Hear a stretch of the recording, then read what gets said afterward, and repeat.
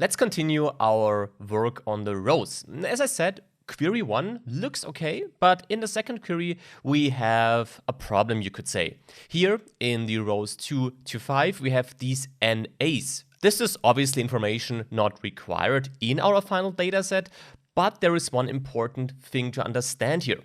NA is simple text at this stage, so it's basically just normal text content as the country in the end. So it's not an error because typically NA stands for an error, but this is not an error Power BI Desktop could identify at this stage. I'm mentioning this because back here in our remove rows options, we saw this remove errors feature. We'll cover this later in the course, but at this stage this is not applicable, at least for these rows here. Here we have to apply a different logic, and the logic we need right here is a so-called filter. You can access the filter menu by clicking onto this arrow next to the corresponding column name. So as you can see, the filter is available for each individual column, but you can only use the filter for one single column. Let's say we want to apply the filter here in the location column. For this, we open the filter menu, and now we got different options. The first option we can see up here is this sort ascending or sort descending option. By default, Power BI Desktop will take the order that we have in our actual source file. So at the moment, there is no specific sorting logic applied. But if we would change this to ascending, for example, you would see that we would start with all the Afghanistan data we have. If I would click onto descending, well, this would change. Now we would start with the last country, Zimbabwe in our case. We don't need a specific order at this stage of the project. Therefore, we can undo this step in the applied steps column here. However, coming back to the filter, we also got other options like remove empty, which we'll cover later, and text filters, also covered later in the course. But at the moment, we just want to exclude our NA values.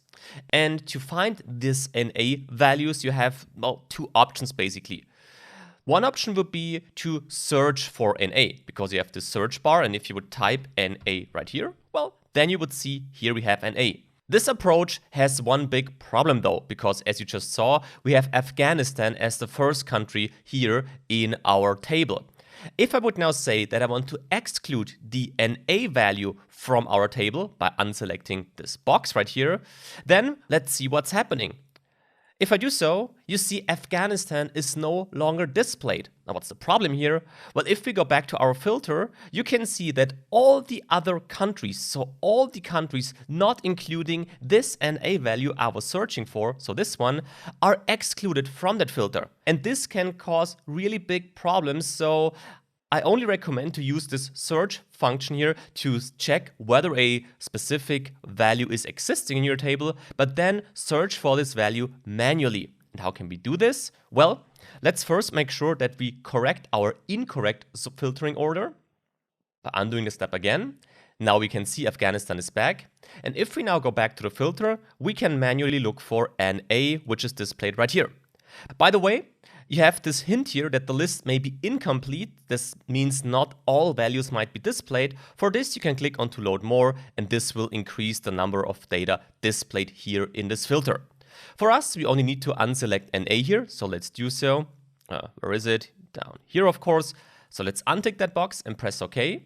And now you see that NA is no longer part of the table. But also very important, although we only unselected NA in the location column, this value is now excluded from all our tables. So this means if you unselect a specific value here in a specific column, then this entire row will be excluded from your data. This is important to keep in mind at this stage. However, with this change, the second query also looks all right. Let's now jump to the third query and see what we can change there.